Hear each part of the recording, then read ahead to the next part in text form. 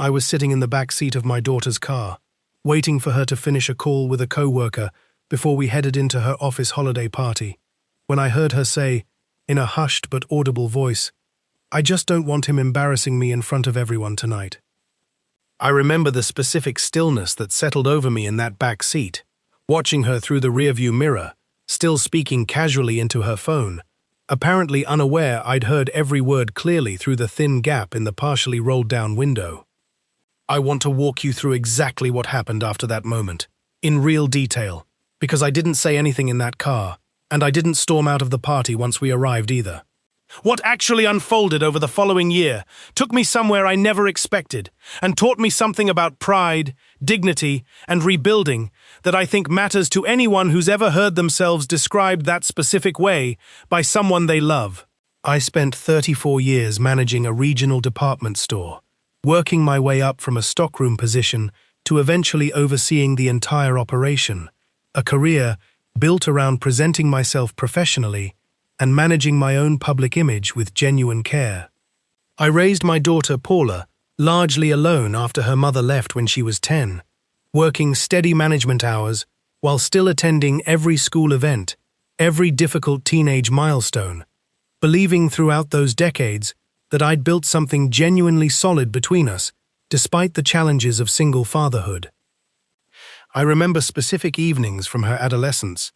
helping her prepare for job interviews and important presentations, teaching her the same careful attention to professional presentation I'd developed throughout my own career, watching her absorb those lessons with genuine focus and eventual confidence. I remember one specific evening, Paula practicing a scholarship interview at our kitchen table, genuinely nervous about a panel of strangers judging her worthiness.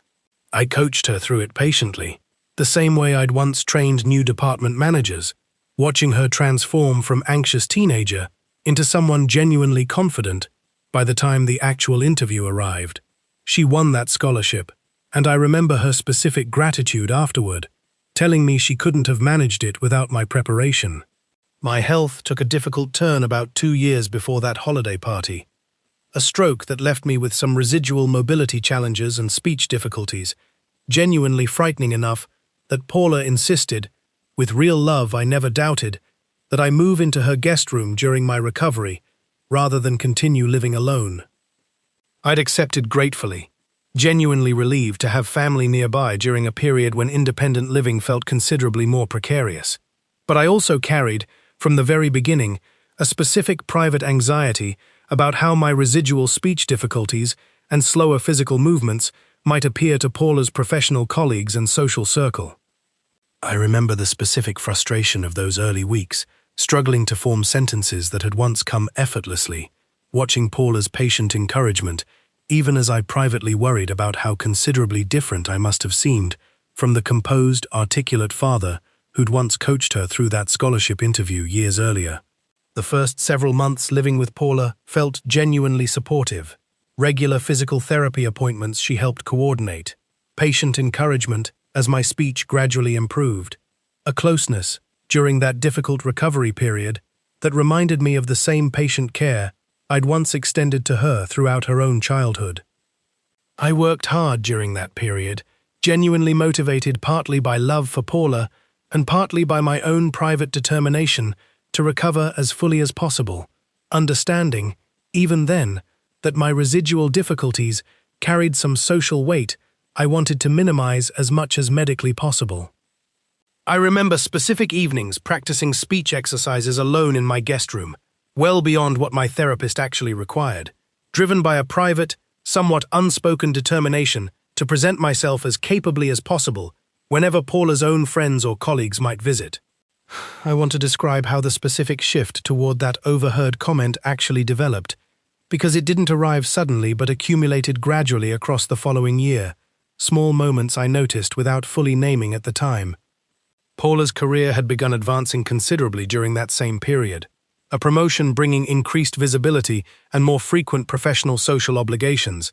and I noticed, gradually, a specific tension developing around occasions where my presence might overlap with her professional world, invitations to accompany her becoming increasingly rare, and, when they did happen, preceded by what I now recognize as careful, anxious preparation on her part. I remember specific evenings during that period, overhearing Paula on calls with colleagues, her voice carrying a polished, confident professional tone entirely different from how she spoke with me at home, a small but genuine reminder of the considerable pressure she was navigating in her new leadership role. Pressure I didn't yet fully understand was quietly shaping her anxiety about my own presence in that same professional world. I want to describe the specific circumstances leading up to that holiday party, because I think the immediate context mattered as much as the accumulated pattern behind it. This was the first major professional event Paula had invited me to since her promotion, and I could tell, throughout that entire day, a specific anxious energy in how she discussed the evening, careful suggestions about my clothing, gentle reminders to speak slowly if anyone struggled to understand me, preparation that felt, in the moment, like reasonable practical advice rather than the deeper anxiety I later understood it actually represented. I remember specifically choosing a suit I hadn't worn since before my stroke, wanting to look exactly as composed and professional as I once had at similar gatherings during my own career, a small but genuine effort to minimize whatever visible reminder of my recovery might otherwise draw attention that evening. I want to describe that car moment specifically, because the exact circumstances mattered as much as the general sentiment. Paula was discussing the evening ahead with a close co-worker, apparently seeking reassurance about how the party might unfold, and used the specific phrase, "I just don't want him embarrassing me in front of everyone tonight," referring to my presence within the context of her own genuine professional anxiety about her still relatively new leadership role. I remember the specific tone of her voice, not cruel, simply anxious in a way I recognized immediately from my own decades of professional presentation concerns, though recognizing that similarity didn't soften the sting of hearing it directed at me specifically, rather than simply expressed as her own private worry. I said nothing when she ended that call and turned around to check on me, offering my usual reassuring smile, an old professional habit of masking genuine feeling behind composed presentation that I fell into instinctively, despite the specific, cold shock settling in my chest. I attended that entire party that evening, performing exactly the careful, minimized presence I sensed she genuinely wanted from me, speaking as little as possible, staying near the edges of conversations, understanding only later how completely that specific overheard sentence had shaped my behavior throughout the rest of that difficult night.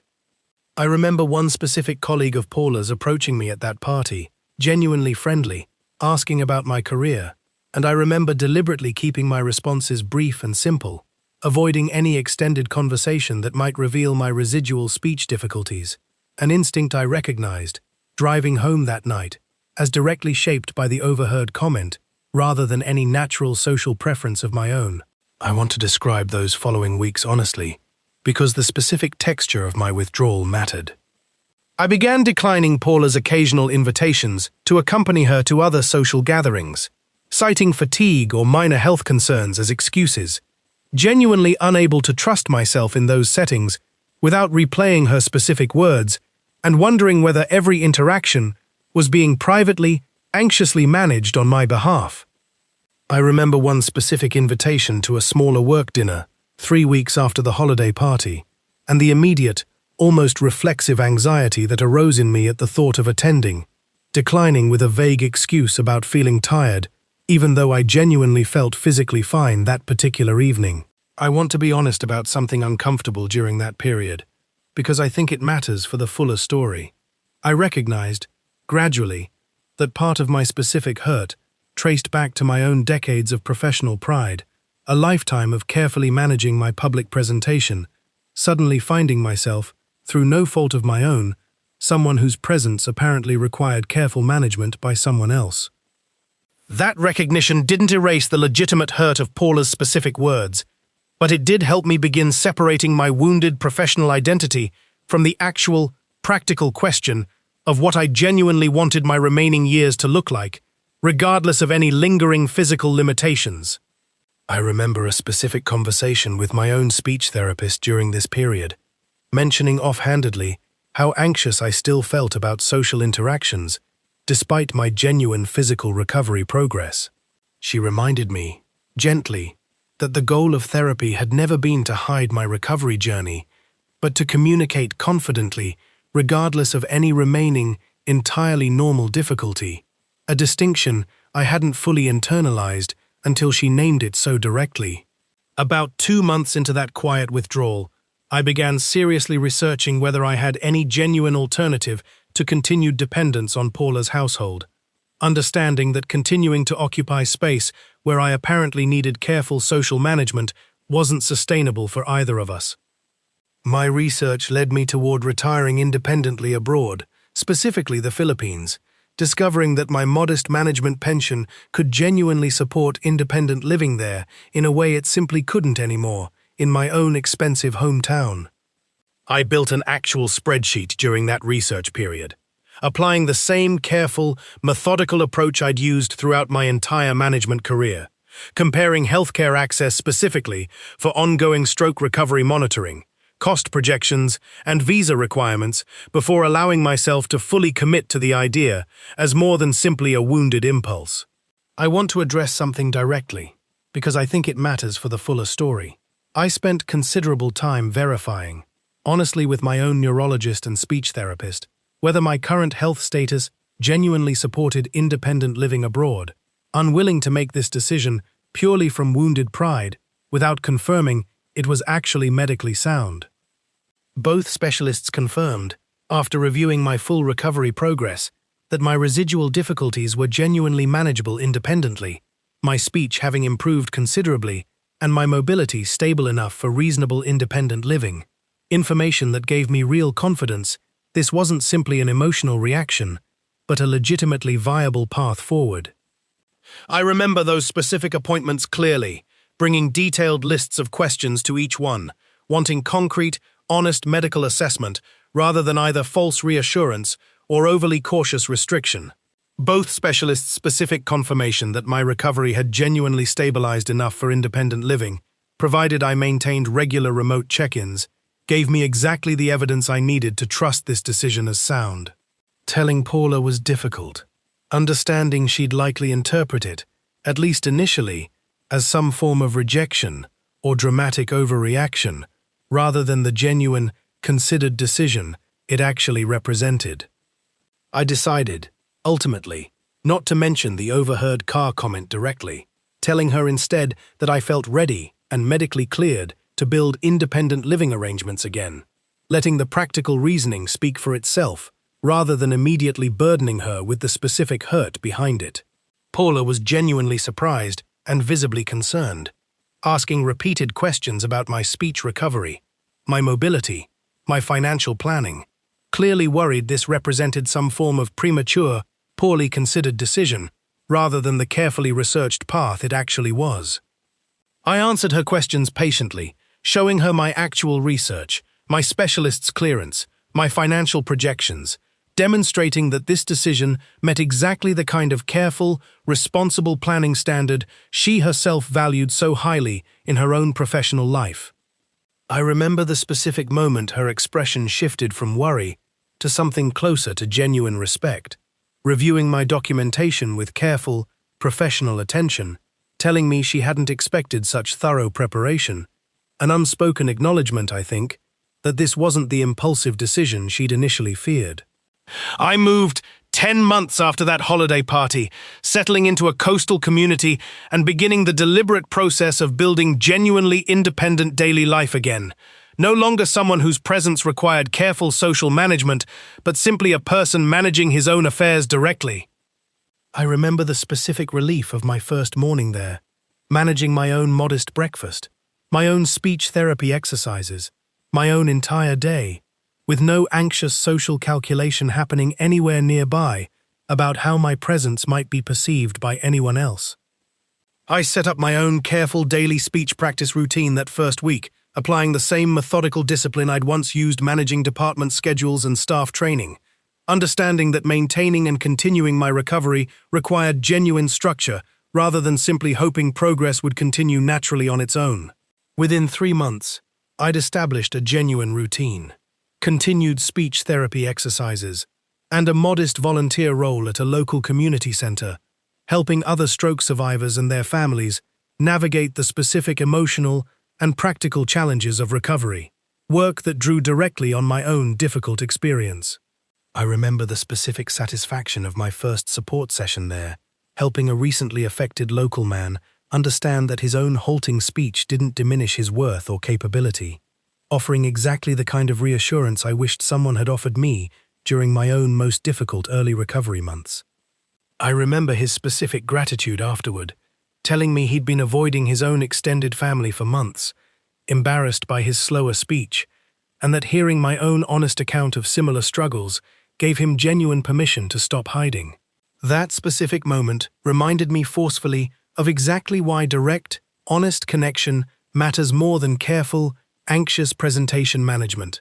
a lesson I'd apparently needed to relearn myself despite decades of professional experience. That volunteer work gradually became the center of a genuine social circle. Several other retirees and local community members who valued not just my practical support, but my actual company. Evening gatherings where my occasional speech difficulties were met with patient warmth rather than any anxious management.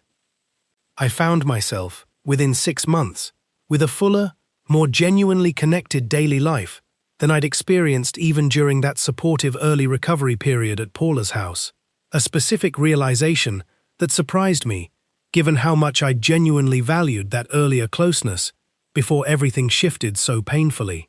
Paula visited about 8 months after my move, and during that visit, I finally told her honestly about the overheard car comment. Understanding enough distance and genuine healing had occurred that the conversation could happen without either of us being overwhelmed by raw hurt. She was genuinely devastated learning I'd heard that specific comment, apologizing repeatedly, explaining the genuine professional anxiety she'd been managing during that period, her own new leadership role feeling precarious enough that she'd voiced an ugly private fear she'd never intended me to hear or believe reflected her actual feelings about me. I remember watching her face during that conversation,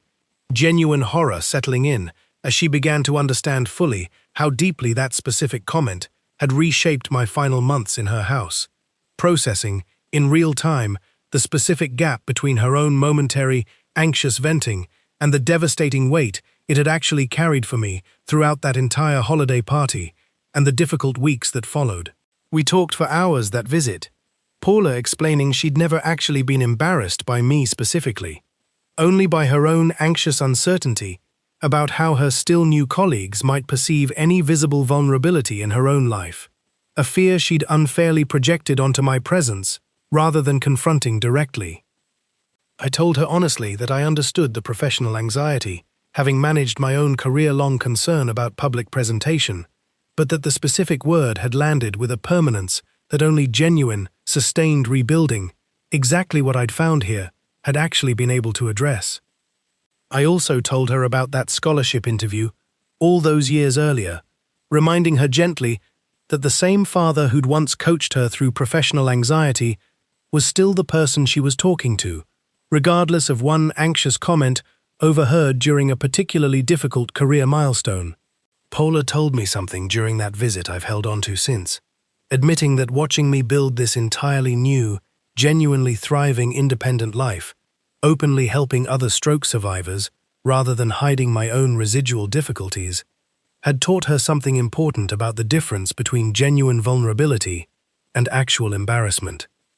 She said she'd since become considerably more comfortable discussing her own professional insecurities honestly with trusted colleagues, rather than projecting that anxiety outward onto family members, the way she'd unfairly done with me, understanding now how much healthier direct vulnerability actually is than the careful, anxious management she'd once practiced instead. She mentioned, specifically, a recent staff meeting where she'd openly discussed her own early leadership anxieties with her team, a level of honest vulnerability she said she wouldn't have felt comfortable with a year earlier, directly crediting the lesson she'd learned watching me openly discuss my own stroke recovery with an entire community of strangers here, rather than hiding it the way I'd once instinctively tried to at that holiday party. About a year into my time here, the local community center asked whether I'd be willing to develop a more formal, structured support program for stroke survivors and their families. training other volunteers alongside me, expanding my contribution considerably beyond the individual sessions I'd originally been providing alone. I accepted, understanding the specific significance of that request, that the community I'd originally joined simply seeking my own restored dignity had come to genuinely value my accumulated experience and expertise, precisely the kind of recognition that overheard car comment had, however anxiously motivated, failed to extend to me during those difficult final months at Paula's house. I now train nearly a dozen volunteers regularly, developing a genuine structured curriculum from both my professional management background and my own personal recovery experience, applying lessons I'd learned the hard way to genuinely help other stroke survivors and their families navigate the specific emotional challenges I once faced largely alone. If you've overheard a similar word, embarrassment, or any variation describing you as a social liability to someone you love, I want to tell you what this experience taught me.